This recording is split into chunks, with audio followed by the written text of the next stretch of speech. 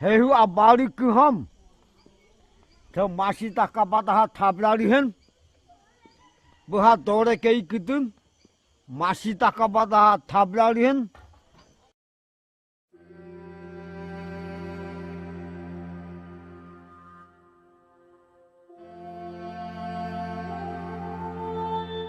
These rural people rely almost entirely on forest resources. When companies move in, promise them the world, fail to deliver, they are left with nothing. This is extremely remote. I mean, you know, there are no roads in this area. The only access is by river. Most of them don't live in a protected area. They're in very small, fragile groups, and they are incredibly under threat today. Backroom deals now threaten one of the globe's greatest living treasures. Survival International says this tribe and others in the region are under increasing pressure. More resources. They wanted to be able to tie up very big areas. This is where the ministers pull off and become millionaires themselves. We are not ignorant of the fact that development needs to come. Now then, rare earth elements, without them we wouldn't have even the most basic of modern technologies. Which owns the mine, announced earlier this week that they have secured all of the permits that they need in order to In most deposits, the heavy rare earths are only there in trace amounts, but our deposit has an unusually high proportion of the heavy rare earths, at some 25% of the total.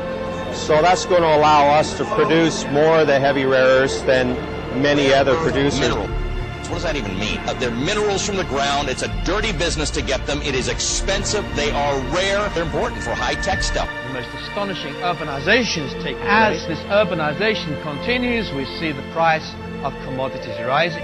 As they move into cities, and as their incomes increase and they become the new emerging middle class, they consume. The speculators bought up these fields and multiplied their cost enormously. First of all, extracts virgin materials, then transports them halfway around the world to manufacturing, where we produce endless goods, which is then distributed for consumption, and then we produce waste. Growth and scale of business in this land of unbounded potential is like nothing else in modern history. So the incentives in the system are to build. And if that's the easiest way to achieve that growth, then you build. One of the fastest growing cities, and the population just was booming. Construction as far as the eye can see. Just huge construction sites. It's just amazing. Supplying this great urbanization, mega construction and infrastructural dream. Over $90 billion worth of construction is being done right now. Contribute to the value that we call the rents of land and natural resources. And an entire city just springing up. It's just amazing. You know, I look at this and I say, I've never seen anything like it before, but then again, no one has. You have entire cities cropped up where there was nothing 10 years ago. Consumption. This is the new national pastime.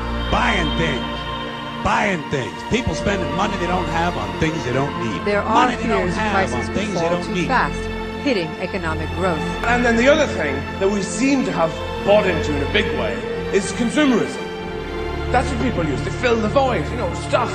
Give me the things. Their last week, there was no infrastructure here for shoes, all the stuff, all the time. In steep financial decline and is now planning to cut thousands of jobs in an attempt to pull themselves out. Every single manufacturing job is gone. I just imagine these guys went bankrupt like the rest of them. A once great empire now